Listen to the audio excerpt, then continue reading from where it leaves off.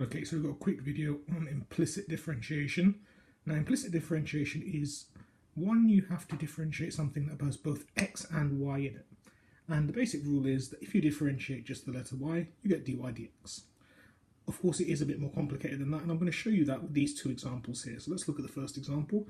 First example is x squared plus y squared equals 25, and we're going to differentiate that. Differentiating x squared is 2x.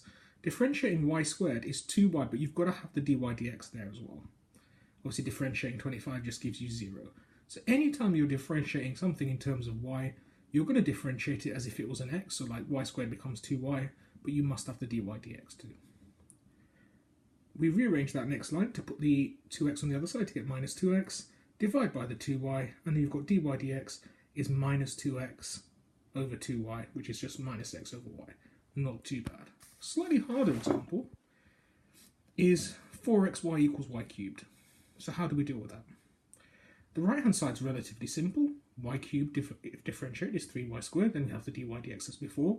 But 4xy, there's a 4 and an x and a y, they're all together, and the way we're going to deal with that is the product rule. We're going to call 4x is u and v is y. You can see the working outs on the left hand side under the word product. U dash v plus v dash u gives us 4x dy dx plus 4y. What do I do after that?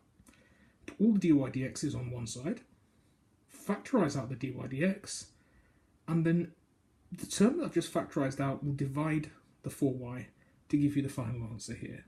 Where's that red spot? I wonder where that's come from. This is much more challenging. So you see what happens when we have to do something where x and y are combined as a multiplication. You have to use the product rule, and that's the way to deal with that situation. To be fair, it doesn't get much harder than that. Hopefully that makes sense to you. If it doesn't, let me know.